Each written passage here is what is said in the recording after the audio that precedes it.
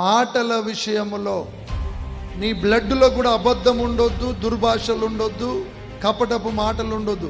అవును అంటే అవును, కాదు అంటే కాదు, అంతే. ఖబర్దార్. మూడవ మాట దుష్టుని నుండి వస్తుంది. అవును అంటే అవును, కాదు అంటే కాదు. ఇస్తా అంటే ఈ, లేవు అంటే లేవు. పెడతానంటే పెట్టు, పెట్టను అంటే పెట్టను. రెండు అవును కాదు తప్ప. మూడవది దుష్టుని నుండి వస్తుంది, జాగ్రత్తగా ఉండాలి. తర్వాత ప్రవర్తన అంటే నడవడిక. నడవడిక అంటే నువ్వు జీవిస్తున్న నీ జీవన విధానం, నీ ఇంట్లో కానీ, ఇంటి ముందర కానీ, నీ కాలనీలో కానీ జాగ్రత్తగా ఉండాలి. ప్రేమ అంటే యేసయ్య మనల్ని ప్రేమించుండు, మనం కూడా ఒకరిని ఒకరం ప్రేమించుకోవాలి.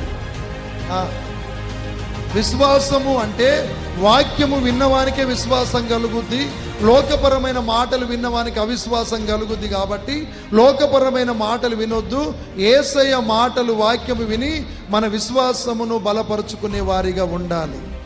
పవిత్రత, నేను పరిశుద్ధుడను గనుక మీరు పరిశుద్ధులై ఉండవలయును.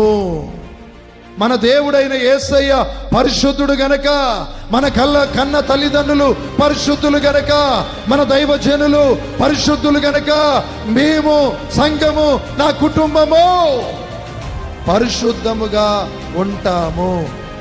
అందరికీ, విశ్వాసులందరికీ మాదిరిగా.